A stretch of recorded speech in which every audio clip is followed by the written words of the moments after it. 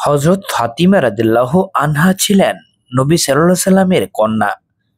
তার সবচেয়ে প্রিয় সন্তান এবং আহলে বায়তের অন্যতম শ্রেষ্ঠ সদস্যা। ইসলামের ইতিহাসে তার জীবন ও মৃত্যু অত্যন্ত গুরুত্বপূর্ণ অধ্যায়।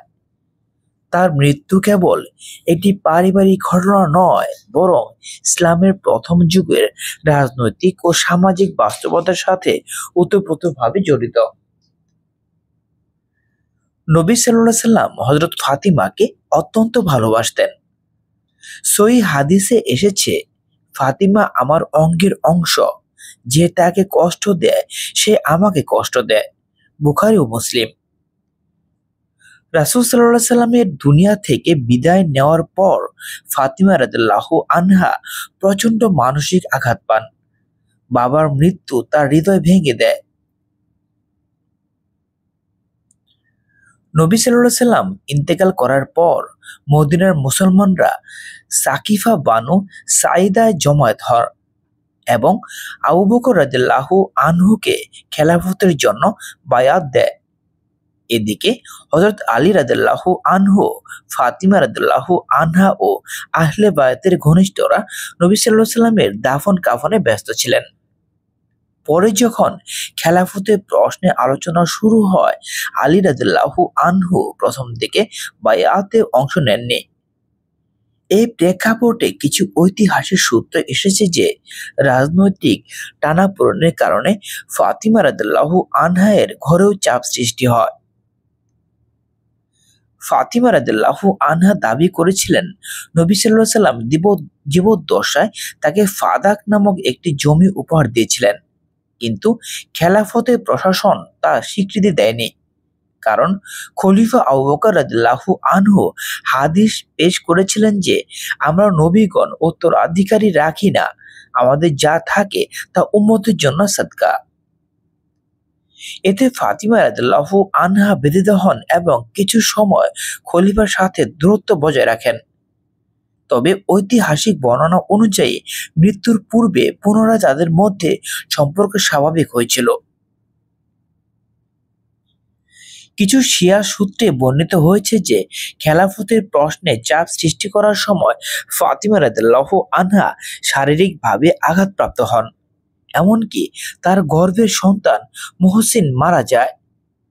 তবে সুন্নি ইতিহাসবিদদের মতে এসব বর্ণনা দুর্বল ও প্রমাণিত নয়। তাদের মতে ফাতিমা রাদিয়াল্লাহু আনহা বাবার মৃত্যু ও মানসিক কষ্টে অসুস্থ হয়ে পড়েন। অতএব এখানে দু ধরনের বর্ণনা পাওয়া যায়। সুন্নি সূত্র অনুযায়ী তিনি বাবার ইন্তেকালের দুঃখ ও মানসিক আঘাতে অসুস্থ হয়ে পড়েন এবং প্রায় 6 মাস পর ইন্তেকাল করেন। শিয়া সূত্র অনুযায়ী রাজনৈতিক চাপে, গৃহে হামলা ও আঘাতের কারণে তার মৃত্যু ঘটে। রাসূল সাল্লাল্লাহু আলাইহি সাল্লাম ইন্তেকালের পর মাত্র ৭৫ থেকে ৯৫ দিনের মধ্যে ফাতিমা রাদিয়াল্লাহু আনহা অসুস্থ হয়ে পড়েন। তিনি খুবই দুর্বল হয়ে যান, শরীর ভেঙে যায়। তার শেষ সময় ঘনিয়ে এলে তিনি হযরত আসমা বিনতে উমাইস রাদিয়াল্লাহু আনহাকে ডেকে বলেন, আমার মৃত্যু আসন্ন, আমাকে এমন কাফন দিও যাতে শরীর ঢাকা থাকে, যেন পুরুষরা আমার দেহের আকার দেখতে না পায়। তিনি মৃত্যুর আগ মুহূর্তে গোসল করেন, সুন্দর কাপড় পরেন, শয্যায় শুয়ে আল্লাহর স্মরণে মগ্ন থাকেন এবং অল্প পরে আত্মা তুলে দেন। ইতিহাস অনুযায়ী নবী সাল্লাল্লাহু আলাইহি সাল্লাম ইন্তেকালের প্রায় 6 মাস পর 11 হিজরি রমজান মাসে, কিছু মতে জমাদিউস সানি মাসে ফাতিমা রাদিয়াল্লাহু আনহা ইন্তেকাল করেন।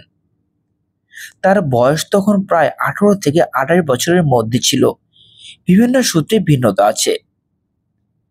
ফাতিমা রাদিয়াল্লাহু আনহা এর তার জানাজা রাতে হোক এবং খুব গোপনে হোক, তিনি এটা চেয়েছিলেন। তাই হযরত আলী রাদিয়াল্লাহু আনহু রাতে তার জানাজা সম্পন্ন করেন এবং তাকে জান্নাতুল বাকি কবরস্থানে দাফন করেন। তার কবরের সঠিক অবস্থান আজও চিহ্নিত নয়, কারণ তার ইচ্ছা ছিল কবর গোপন রাখা। হযরত ফাতিমা রাদিয়াল্লাহু আনহার মৃত্যু আমাদের কিছু গভীর শিক্ষা দেয়। আল্লাহর প্রতি ভরসা। বাবার মৃত্যু দুনিয়ার দুঃখ, রাজনৈতিক সংকট সবকিছুর মাঝেও তিনি ধৈর্য ধরেছিলেন। পর্দার শিক্ষা। মৃত্যুর পরও শরীর আড়াল রাখতে তিনি বিশেষ কাফনের ওসিয়ত করেছিলেন। আহলে বায়তের মর্যাদা।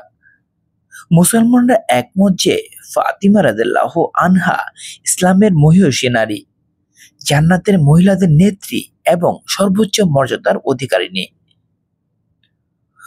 হযরত ফাতিমা রাদিয়াল্লাহু আনহার মৃত্যু কোনো সাধারণ ঘটনা ছিল না। রাসূল সাল্লাল্লাহু আলাইহি সাল্লামের মৃত্যুর পর উম্মতের রাজনীতি, নেতৃত্ব ও আহলে বায়তের অবস্থান সবকিছুর সাথে তার মৃত্যু জড়িত। তিনি কষ্ট পেয়েছিলেন, কিন্তু তার ধৈর্য, ঈমান ও মর্যাদা মুসলিম উম্মতের জন্য এক চিরন্তন আদর্শ হয়ে আছে।